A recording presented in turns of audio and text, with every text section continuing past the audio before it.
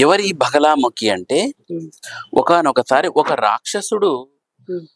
నోరు తెరిస్తే ప్రపంచమంతా తనలోకి వెళ్ళిపోవాలి. ఆ, ఆ అదే కోరిక. కోరిక.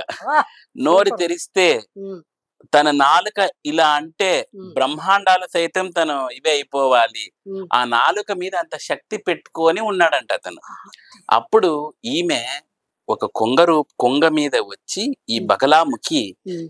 ఆ ఆ రాక్షసుని యొక్క నాలుక బకము అంటే కొంగ. ఉమ్, ఆ నాలుక ఇలా లాగేసి కట్ చేసి దాన్ని అమ్మో. స్తంభింపజేసింది, కట్ చేసేసింది అనమాట.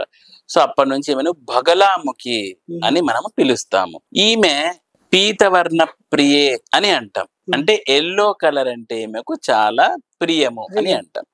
అందుకనే మనకు బగలాముఖి దేవతను మన కామాఖ్య శక్తిపీఠంలో కానీ ఎక్కడ శక్తిపీఠాలు బగలాముఖి చూసినా పసుపు వర్ణంలోనే ఉంటాయి. అన్ని కూడా ఆ పీత వర్ణంలోనే ఉంటాయి అన్నమాట. ఈ బగలాముఖి దేవతను ఎవరు ఆరాధన చేయాలి అంటే కుజగ్రహానికి సంబంధించిన జాతకులు, అంటే ఆ పీడితులు ఎక్కువగా ఈమెను ఆరాధన చేయాలి.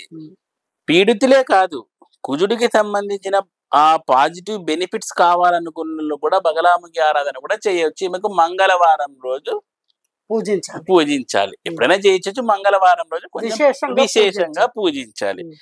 పసుపు వస్త్రాలు ధరించి ఈమెకు పూజ చేయాలన్నమాట.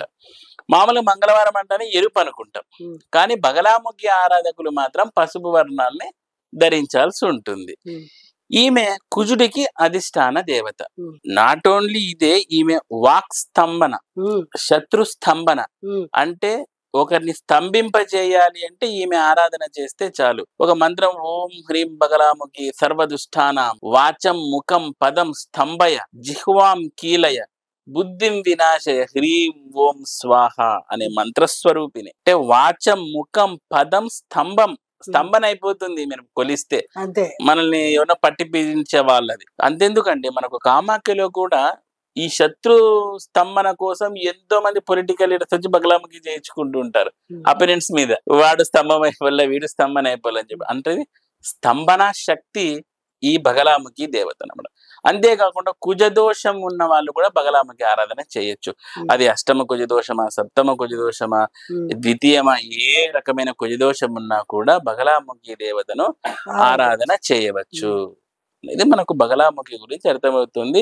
ఈమె బేసిక్ గా ఇంకొక పాయింట్ ఏంటంటే, మనకు ఈ మంగళ కార్యాలు అంటాం కదండి, పాజిటివ్ ఈవెంట్, ఇప్పుడు పెళ్లిళ్ళు, పేరంటాలు, ఇట్లాంటి వాటికి కూడా ఆధిపత్యం వహిస్తుంది.